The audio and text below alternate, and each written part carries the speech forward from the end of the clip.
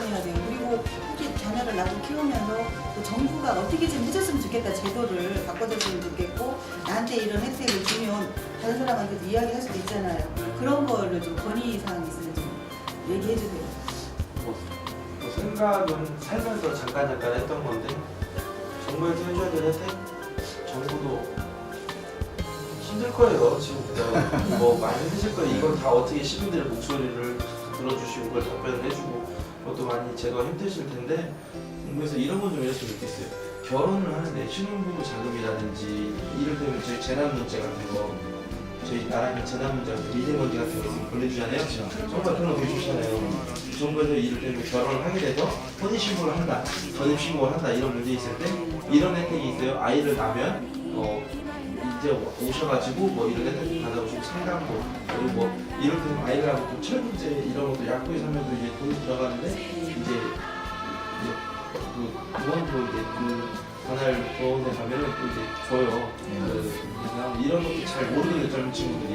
근데 이런 혜택도 이제 사소한 건데 그런 사소한 거에 지출만이라도 조금 줄여준다라고 하면 그런 문자 메시지라든지 이렇게 알려주시면 그런 거만 해준다라고 해도 우리 신혼부부가 한 달에 최소 못해도 30에서 50, 크게는 100까지도 줄일 수가 있거든요. 왜냐면 시간도 줄일 수 있고 교통비라든지 들어가는 그 지출이 너무 많아요. 그런 것들. 그럼 이제 정부는 그런 문자 시스템이라든지 뭐 이를테면은 이 친구들이 뭐 신혼부부 자금으로 아파트를 이렇게 늘려고 하는데 서류를 다 인터넷 온라인에 알아봐야 되지만 이제 미흡한 거 있으면 상담센터가 전문적으로 있어도 그 상담이 이제 시스템적으로 하는 상담 말고 이 사람의 처신도 있을 것이고 이럴 때는 그 사람의 조건이 맞지 않는 게 많잖아요. 뭐 실질련자든지 여러 가지 문제가 있을 때는 이런 사소한 것들 그런 사소한 대안을 좀 많이 해서 만들어준다는 상담센터만 있어도 사실 되게 많이 도움이 될 것 같아요. 젊은 친구들이 부부로서 이제 뭐 어떤 혜택, 어떤 정부 지원 자금 이런 건의사항은 정말 많은 이야기를 해야 피드백이 한 번 올 거예요. 근데 이 친구들은 오늘 당장 병원에서 내일 밥도 먹고 내일 애기 아픈 병원 당장 가야 되고 현실적인 그런 이런 뭐 신혼부부들은 예를 들어 뭐 5년까지는 아니 아이들 좀 클 때까지는 상담해 주는 전문 센터 교육기관이라든지 상담해 주는 정말 적극 추천하고 싶고요. 그리고 젊은 친구들이 결혼한다고 해도 요즘에는 아이를 낳지 않으려고 하는 부모들이 제 주변에도 많아요. 결혼한 지 몇 년이 됐는데도 아이를 낳지 않는 친구들이 많아요. 이유를 물어보면 문제 있어? 문제 있어? 신체적인? 네, 신체적인 문제. 요즘에 좀 안 되면 병원에서 혜택도 있으니까 좀 알아보고 여러 가지 혜택이 많으니까 한번 알아봐라 라고 이야기를 하지만 선뜻 노력해보면 되지 라고 말하거든요. 근데 진짜 아이를 안 낳는 이유를 나중에 한 2, 3년 지나면 솔직히 이야기를 해줘요. 이를테면 남자가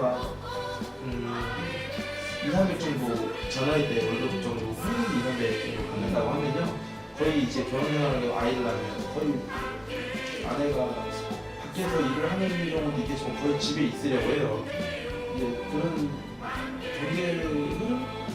이게 지금 그 소비 지출이 둘에서 셋 되면 아주 그냥 적응 안 하고 살아도 200만 원 최소 나가거든요.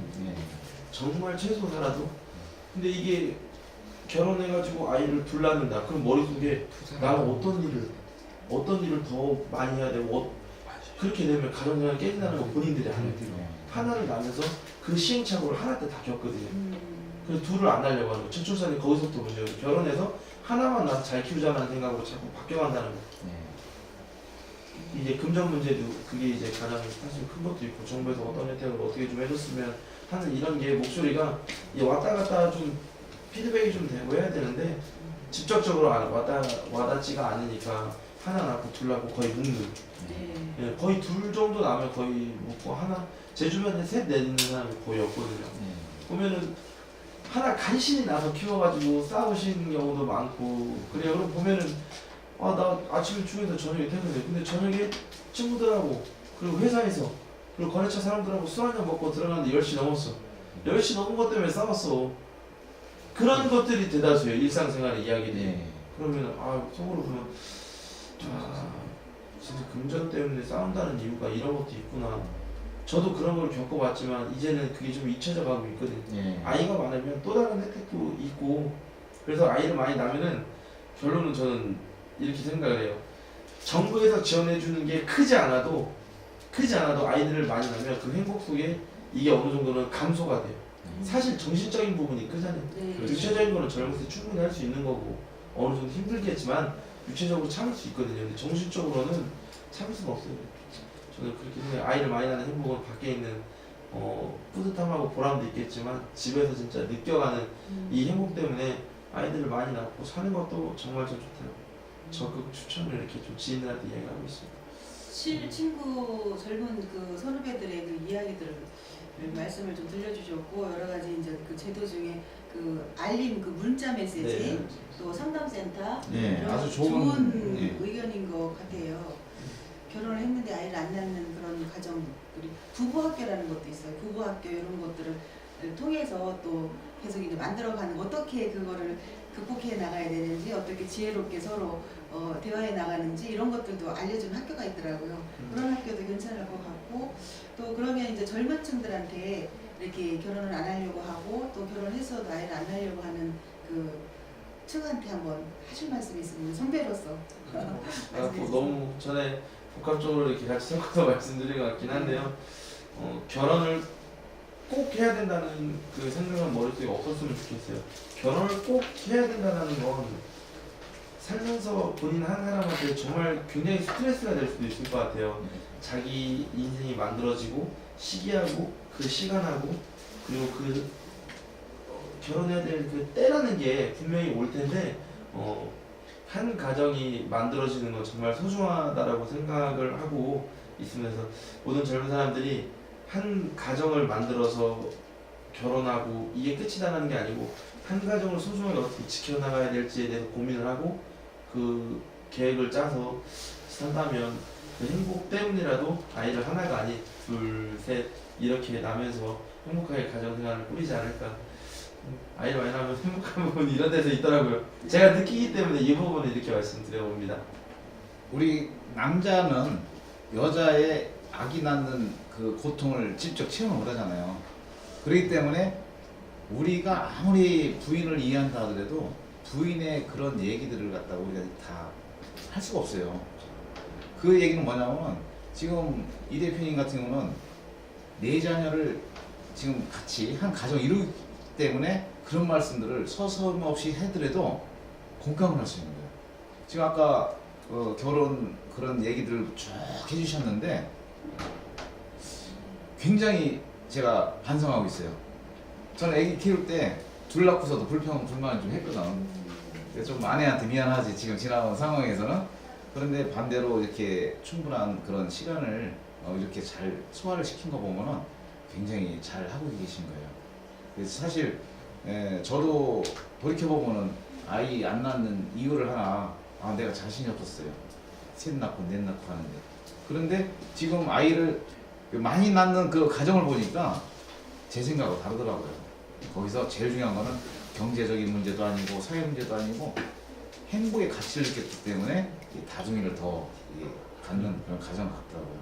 충분히 오늘 좋은 말씀 많이 해주셨어요. 훌륭합니다. 지금 애기들 막 아들 셋, 딸 하나가 막 아빠 하면서 막 이렇게 찾는 것이 막 연상이 되고 같이 놀아주는 거 또 남에게 자동차로 여행하는 모습들이 머릿속에 상상이 되네요. 오랜만에 청년 입장에서 굉장히 그런 좋은 얘기를 많이 들어보니까 마음이 뿌듯하고요. 역시 문제는 항상 답이 있다는 거 그리고 희망이 있다는 거. 네, 맞습니다. 누굴 통해서 오늘 출연하신 우리 이석보 대표님의 성공 아빠로서의 말씀을 들어보니까 굉장히 희망찬 대한민국이다 하는 생각이 드네요. 우리 본부장님 좀 질문을 더 해보시죠. 충분한 말씀 많이 들었고요. 네. 우리 이석보 대표님을 위해서 네. 우리 박수 한번, 네. 우리 애국자 박수 한번 쳐드리고 좋아요. 우리 이석보 대표님의 그 사랑하는 아내를 위한 영상 편지, 또 자녀를 위한 편지, 그런 시간으로 좋아요. 그 뒤에 이어가겠습니다. 이 시대에 당신은 애국자? 진정한 애국자?